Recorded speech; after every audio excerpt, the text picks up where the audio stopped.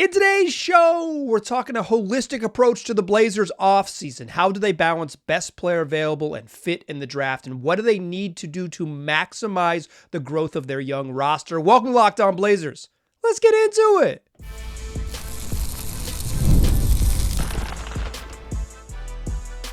You are Locked On Trailblazers, your daily Portland Trailblazers podcast, part of the Locked On Podcast Network. Your team every day. What's up, world? It's your past first point guard and Trailblazers reporter, Mike Richmond. You are listening to another episode of Locked On Blazers, part of the Locked On Podcast Network, available wherever you get podcasts and also on YouTube. Thanks for making this show your first listen, coming at you each and every weekday, Monday through Friday. Tell your friends about the show. Tell them to make it their first listen. It's Locked On Blazers, your team every day. In today's show, we're going big picture kind of theoretical approach to team building discussion. I got a couple interesting questions from longtime listeners. Shout out to the Reverend Dr. Jess Beals and also Real Dr. J. Two longtime listeners of the program sent me some interesting emails over the last week and got me kind of thinking about something that had been kind of bouncing around in my brain. And it's, how do the Blazers approach this draft season, this off season, with the idea that they need to get better in terms of high-end talent, but also prioritize the players they already have on the roster? And how do they do both of those things at the same time? How do they think about the near term and also the sort of larger picture while approaching this offseason? I mean, that's the freaking job of the team, right? Is to do both. So that's what we're going to get into today. I want to talk about what should the Blazers prioritize in the draft? This idea that the good Reverend Doctor reminded me of, which is the bell curve of best player available and fit that I pitched last year, and then as well as this idea that the Blazers need to balance production and potential. And a phrase that you'll hear a lot in Blazers circles is that they don't want to be the Pistons. And I'll agree, but maybe not in the way that you think. Let us get into today's show. Let's that's what we're going to talk about today. Let's dive in a little deeper. So I want to start here is like, I think there are certain pockets of the fan base in general that either wants the Blazers to try to be competitive next year or thinks the Blazers can be competitive next year with very, if everybody's magically healthy for all 82 games, they're actually pretty good. I don't think either of those are particularly true. One, I don't think the Blazers just straight up, they are not talented enough, even if they just run back the roster to make the play-in in the West. Look at the Western Conference. Look how good everyone is. Think about how much better Houston and San Antonio are likely to be. Think about how much better Memphis is likely to be. I don't see it. I don't see a run it back scenario where the Blazers are one of the top 10 teams in the West. It just seems outlandish. And to pursue being the 11th best team in the West seems like it would be a misstep. Not like a crime, right? I think building a roster that you hope is competitive is fine, but I don't think it's the Blazers' priority. What their priority is to be bad again and end up at the top of the draft, and then in the following season, which seems like a world away in May of 2024, but in the 25-26 season, build towards a more competitive team. You hope that is the timeline. There's a chance that it's 2 years away, and we're talking 26, 27, and then it's going to be a world of hurt on this podcast if it's that long. But I don't believe that the Blazers can build a team that is competitive in terms of achieving postseason participation. And I don't think they should. I think what they need to do, though, is they should try to build an environment that is as beneficial towards player development as possible. And that doesn't, I don't think they need to bottom out. I think they will naturally, by virtue of how young and and the level of talent currently on the roster and the level of talent likely to come back on the roster via trades if they were to trade veterans, I don't think they're going to get caught in a position where they're quote unquote too good. I don't think that's a problem. So I think with the understanding that they aren't going to try to be particularly good, and there's not even a remotely, in my opinion, not a particularly remotely realistic path for them to be truly competitive in a very, very good Western Conference.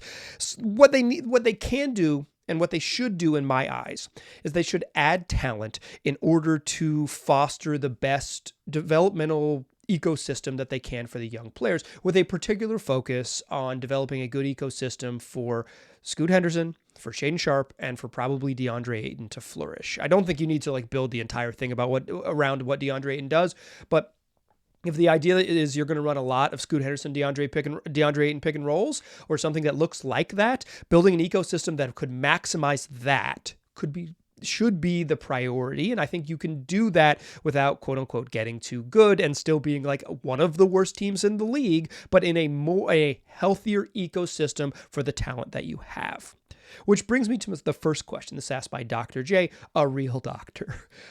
Thanks, Dr. J, for this one. This is not really a mailbag, but this is why you can email me, lockedonblazerspod@gmail.com, because you are probably thinking about the same things I am thinking about if you're a Blazer fan, and so help me kind of craft future shows. And Dr. J asked a question about how the Blazers should, because I've talked a lot about it on this program, how I think the Blazers should pretty much, with their lottery picks, draft best player available and not worry about anyone who's currently on the roster. But if the front office says this dude is in a high enough tier that we have to take him, and hey, it's a weird fit, or hey, we already have this position taken, if there's a level of talent that the front office determines is too good to pass up, I don't think they have anyone on the roster that should deter them from passing up the best player available. But I think there is a notion that if a player doesn't fit the roster well, then maybe they're not the best player available. And I think there is some truth to that. I personally lean much more best player available over fit, but I think smart people, in the sort of draft world and basketball world, really believe that fit matters. So I think you can kind of choose your own adventure on that one. And that's more, in some ways, in the eyes of the beholder. But I do not think that the Blazers should prioritize fit in the draft when thinking about the big picture. And what I mean by that is that they do need shooting to maximize let's think about this as the offense around the pick and roll of DeAndre Ayton and Scoot Henderson. You need shooters around that because they'd really sag off Scoot Henderson. And if you can sag off Scoot Henderson and provide help, it makes it really hard for him to get to the rim. DeAndre Ayton's not a floor spacer. He likes to operate in the middle of the court in the mid-range. And so having shooters around him to give him more space to operate will be incredibly valuable. And the Blazers were one of the worst shooting teams in the league last year. Prioritizing a weakness, upgrading a weakness, would matter. But I would not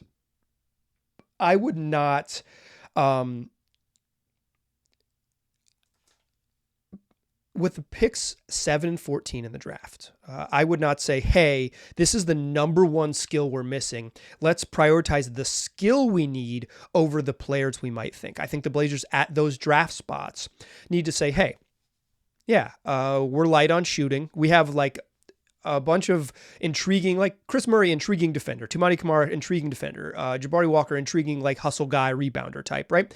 None of them can shoot right now at a particularly high level. Tumani Kamara showed some flashes of it that the other guys haven't, but on the whole, he did not shoot well on the season, right? And I think take the whole sample size, not just the one that makes him look like a good shooter. But so they have some defensive wings, so I don't think that's necessarily a skill set to prioritize, but they could use some more playmaking, they could use some more shooting. But for me, I think those are best pursued in the in trades and via minimum free agent signings. The Blazers don't have cap space right now. They don't really have a natural path towards cap space because of what they chose to do and not do at the trade deadline. They're just going to be a team that when they trade some veterans, are going to bring back some other veteran players because they're going to need to make the money match almost certainly with who they trade to. There's scenarios in which they don't need to bring money back, but it seems relatively unlikely that they will pursue those. So if they were to trade the likes of Malcolm Brogdon or Jeremy Grant or Anthony Simons, they're going to be receiving money back, $20, $25, $30 million in salaries, depending on who they swap out. So those are going to be veteran players. And I would rather prioritize the skill sets that you need to maximize what the Blazers are through those trades. I'll say, okay, well, in a trade, we would like some shooting back. In a trade, we would like some playmaking back. In a trade, we'd like some size back. And through minimum signings once you get on the market, right? Find veteran minimum guys who will come here who would fill your need to add more front line depth or fill your, standstill shooting need if you can find that in free agency.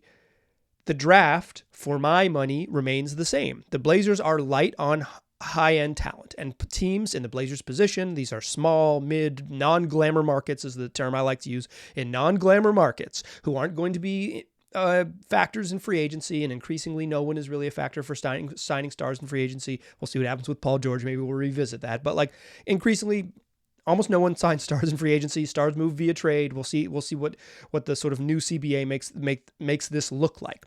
So the Blazers' path, because they're unlikely to trade for a star because of the assets they have, and unlikely to sign a star in free agency because of the history of the franchise and the history of the NBA. Their path to landing star talent, as it has been since this team was conceived in the 70s, is that you got to draft it. You draft your stars. You draft Bill Walton. You draft LaMarcus Aldridge. You draft Brandon Roy. You draft Damian Lillard. You draft Clyde Drexler. It's like these are, if you're going to add players that are anchors of the franchise, you can do it in the draft. And at the top of the draft, that should absolutely be their priority. So if there's players that maybe don't fit perfectly with Scoot, but you think they have upside, and I'm thinking like the Ron Hollins, Stephon Castles, even Matas Pizzelis because he's a non-shooter, Nikola Topic to some extent. It's like even if the front office views them as stars, as potential to hit home runs, they still need to take that approach. But I don't think they need to take that approach through the entire draft. And I want to talk about the bell curve of best player available and fit, an idea that I pitched last year, had briefly forgot about, but I'm going to reintroduce and talk about how the bell curve fits with this draft. We're getting theoretical. We're talking bell curves. This is for the nerds. Welcome to Monday, May 27th show. I appreciate you listening. Let's talk in the second segment about that bell curve and how the Blazers can prioritize their needs versus their sort of holistic, larger approach when considering the bell curve. Join me in that second segment, won't you? First, though, I want to tell you that today's show is brought to you by eBay Motors, and eBay Motors wants you to know 3 words: passion, drive, and patience. The formula for winning championships is also what keeps your ride or die alive. eBay Motors has everything you need to maintain your vehicle and level it up to peak performance. Whether that's superchargers or roof racks or exhaust kits, LED headlights, and more. Whether you're into speed, power, or style, eBay Motors has you covered. With over 122 million parts to choose from for your number one ride or die, you're always going to find exactly what you're looking for. And with eBay Guaranteed Fit, your part is guaranteed to fit your ride every time or your money back, because with eBay Motors, you're burning rubber, baby, not cash. With all the parts you need at the prices you want, it's easy to make your car the MVP and bring home huge wins. Keep your ride or die alive at ebaymotors.com. Eligible items only. Exclusions apply. eBay Guaranteed Fit, only available to U.S. customers. All right. So we're talking big picture, holistic team building stuff here on today's show. I maintain at the top of the draft, the Blazers should prioritize best player available. If you can get a player that is both a fit and best player available, you do it, but I don't think the Blazers should prioritize fit aggressively over their best player. So let me be a little more specific here, because I think I am talking in generalities, but I want to be as specific as possible. I think guys like Dalton Knecht and Jared McCain, in terms of just raw fitting, and particularly Knecht, right? Because he's bigger and he's athletic and he really scored well at the college level, and he profiles as the best shooter in the lottery, maybe the best shooter in the draft, right? And relative size on the wing, pretty darn good athlete who can score. That sounds helpful for the Blazers. So I wouldn't be torn up if the Blazers drafted Knecht and with one of their lottery picks, either 7 or 14. But my personal approach, my personal opinion has been that the Blazers should, because I don't believe Knecht has this super high ceiling, because I don't think he has sort of the athletic profile to turn into a high-level defender, and hasn't been so far in college. He's a little bit older, so he's probably closer to a finished product than someone who you're drafting at 19, although Knecht maybe somewhat more likely to be more productive in year one, although that's always hit or miss. Like sometimes 23-year-olds are also not good rookies, but for the most part, a little bit older rookies have tended in recent years to be more productive early. See Christian Brown for the Nuggets, but also see the other older rookies the Nuggets drafted this year and didn't get in the rotation. It's tough, but that's at the highest levels. That's a championship level. The Blazers are in a different spot. I have no doubt Dalton Knecht could help the Blazers. I have no doubt Dalton Knecht has the skill set that is very specifically, if you just say, what's kind of skill set they need? Like an athletic shooting wing, that sounds really valuable. He could be there, but to me, I don't think that he has star in the league upside. Whereas obviously a guy like Ron Holland or Matas Puzelas, in particular, like Holland is a name I like there. It's like he's got a long way to go to get there, and he has a bunch of question marks to even get to like productive role player status, and then beyond that, from productive role player to beyond is always a long path for literally anyone. So while I understand that you're hitting someone with a lower floor theoretically versus someone with a higher floor theoretically, I lean that way. Again, this is like choose your own adventure. If you lean the other way, that's fine, right? But it brings me to a theory that I had pitched in the past, and I think I still hold this theory, and I want to share it with you. I was reminded by the Reverend Doctor Jess Beals, who sent me an email to remind me of this. Thanks. LockedOnBlazersPod@gmail.com. Great spot to send me emails. And to the good Reverend Doctor, I appreciate it. As far as I know, not a real doctor. But the idea was a bell curve. And I said in the past that I think early in the draft, you draft best player available. That's the beginning of the slope. Then as you get to the middle, you think about fit, right? Because you're in that late first, early second range where you're like, hey, these guys probably don't have as high as ceilings.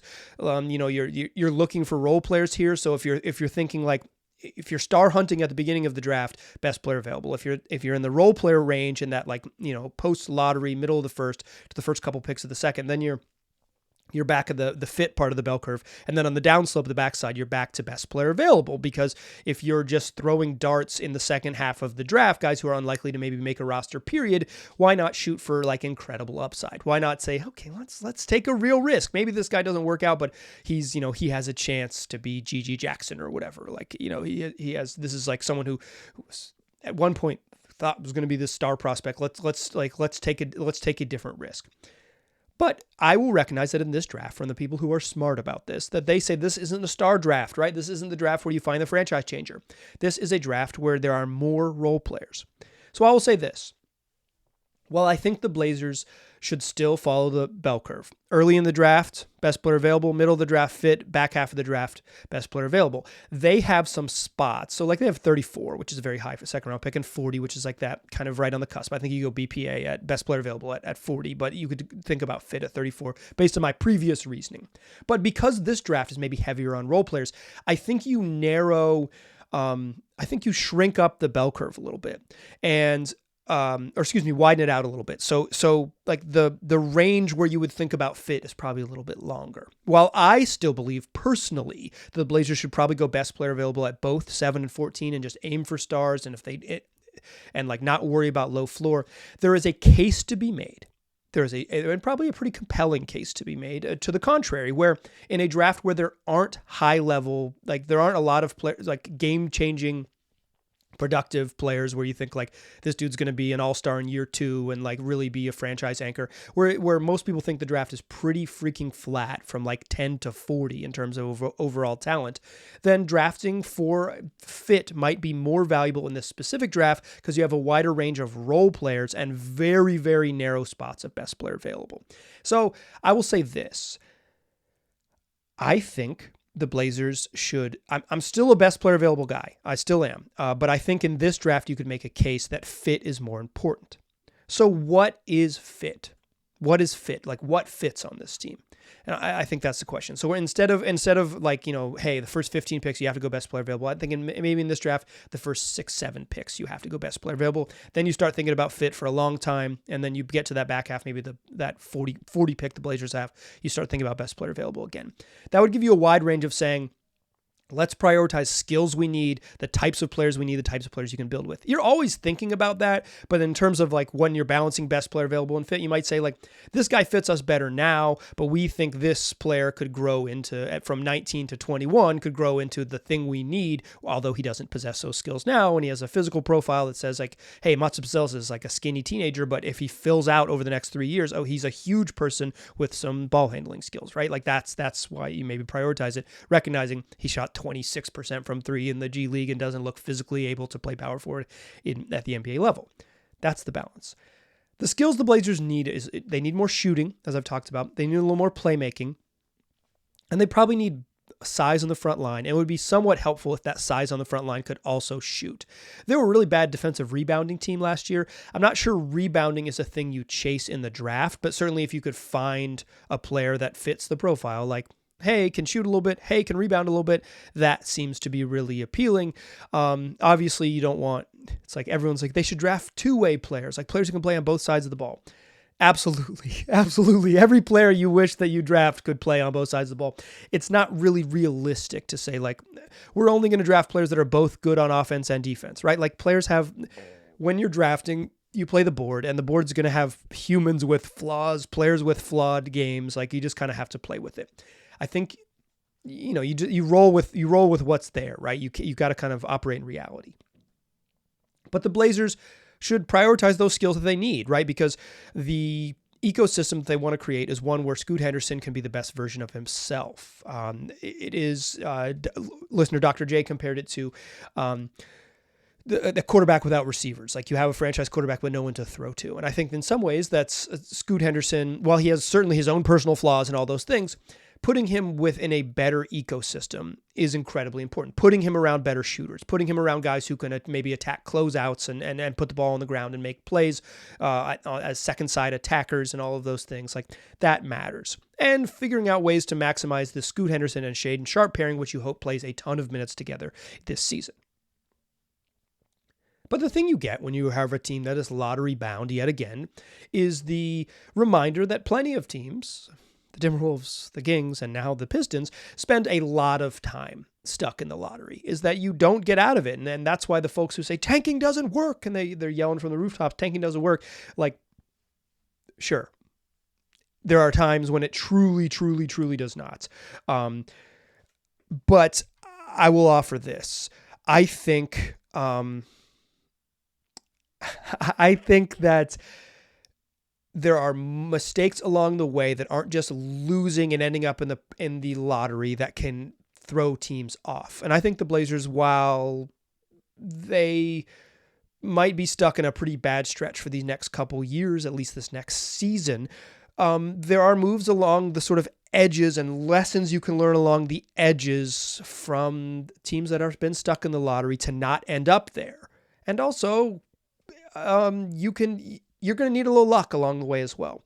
The thing you hear a lot in Blazerland is the Blazers don't want to be the Pistons. I don't think they do, right? I don't think they do. But what does that mean? And in addition to what does that mean, what are the Pistons sort of done wrong that has made them be, quote, the Pistons? And what can the Blazers learn from those things and try to avoid it? Let's talk about that to close the show. All right, still a pass first point guard. I'm still Mike Richmond. You are still listening to Locked On Blazers. Let's talk about that phrase, don't be the Pistons. I think you see that online a little bit. I think there's been some reporting from local reporters that says that the Blazers don't want to be the Pistons. I don't know, do they, right? They'd love to have the number one pick, Cade Cunningham style. I think there's some truth to that, right? The Pistons have been, the worst record in the league for 3 straight years. They're kind of,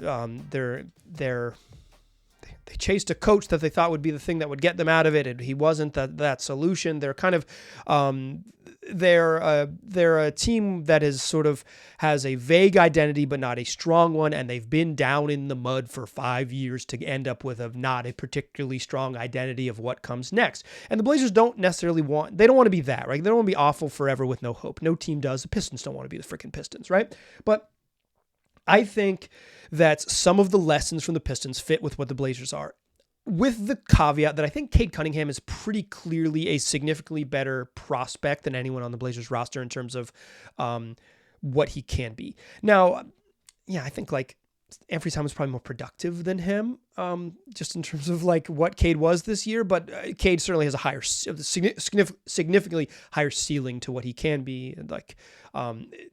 And when you're building, it's like you think about kind of a year out as opposed to not confusing production and potential. And I think that's the trick here for the Blazers.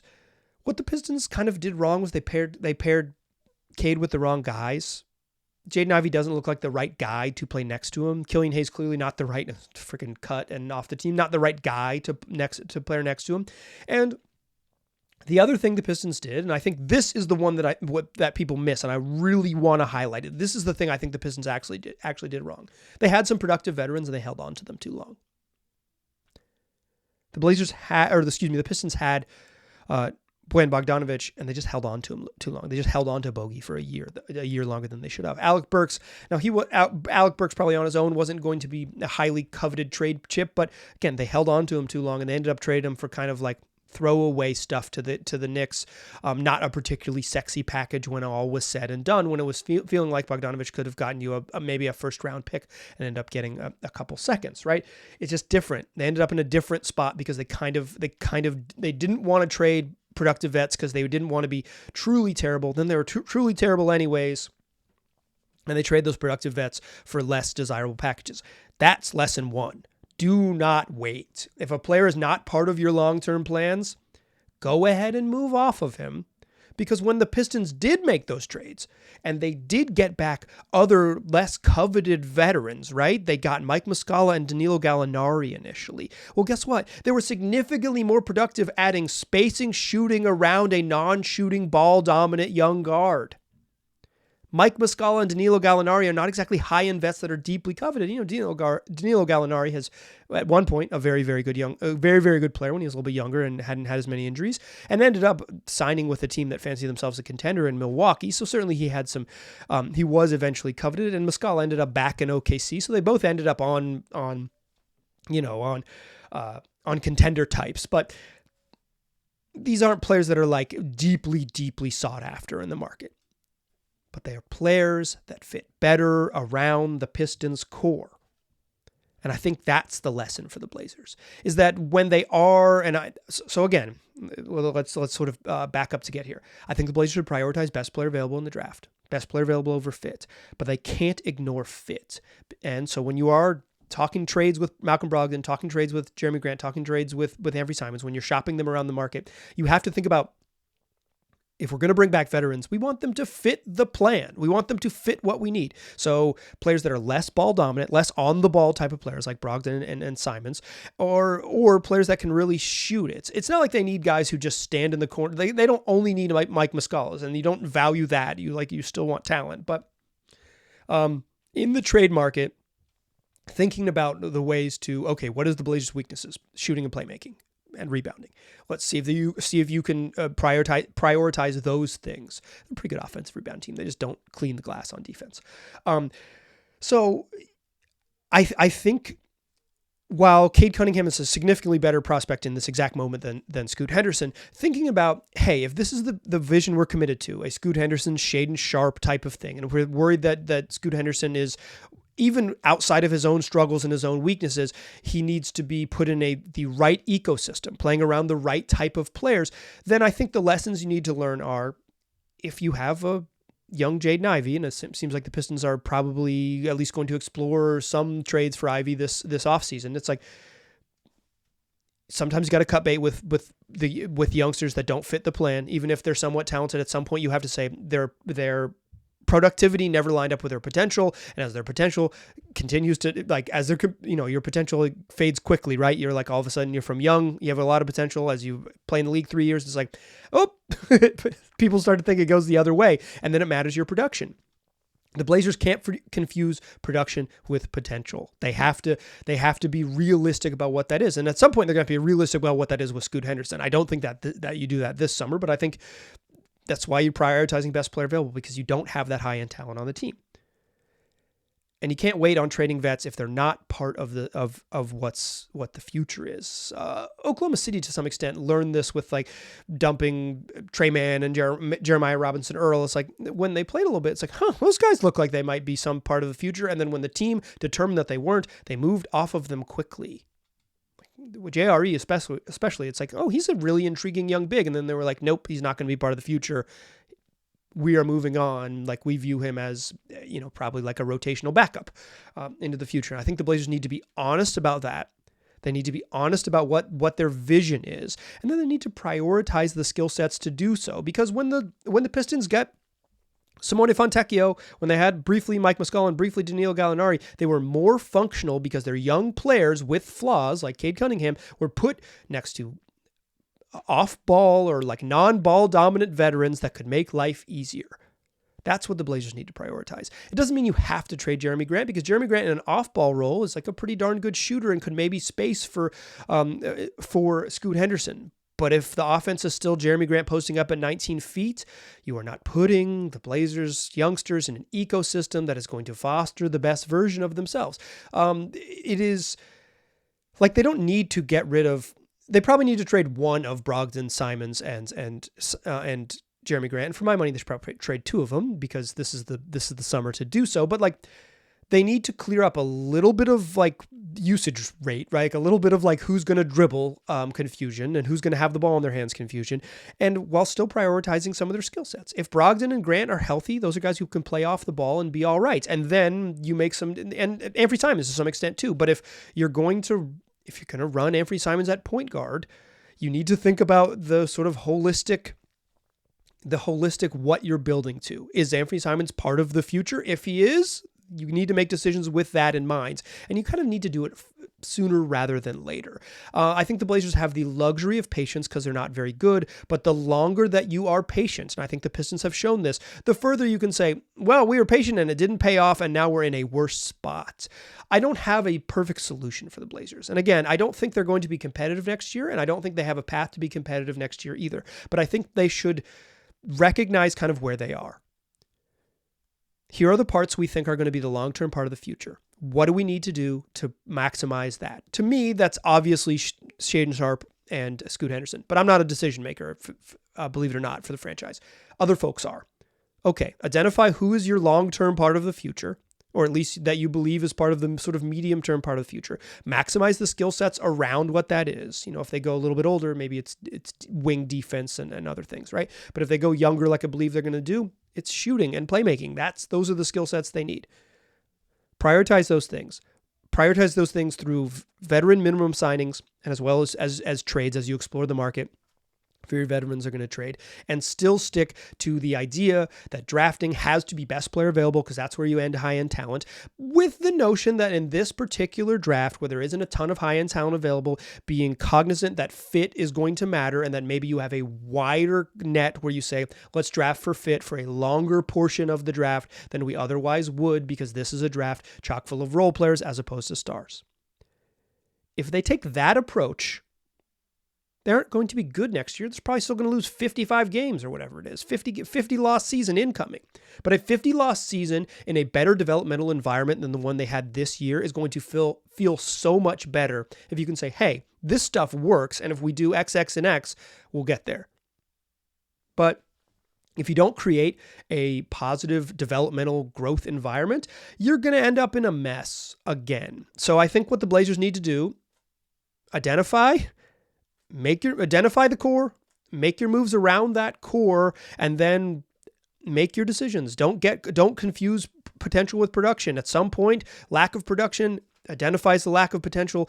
Get off players when you need to get off of them, and move from there. You're going to have to make some tough decisions, but for where the Blazers are, the way you get out is you get a lot of swings at being good, a lot of swings at good players at the top of the draft, and then you got to make the smart decisions on the back half of the roster. That is my holistic idea of what the Blazers should do this offseason. 5 days a week, wherever you get podcasts, also on YouTube. That's how the show works. Tell your friends all about it, and come back for tomorrow's show. I appreciate you listening. I'll talk to you soon.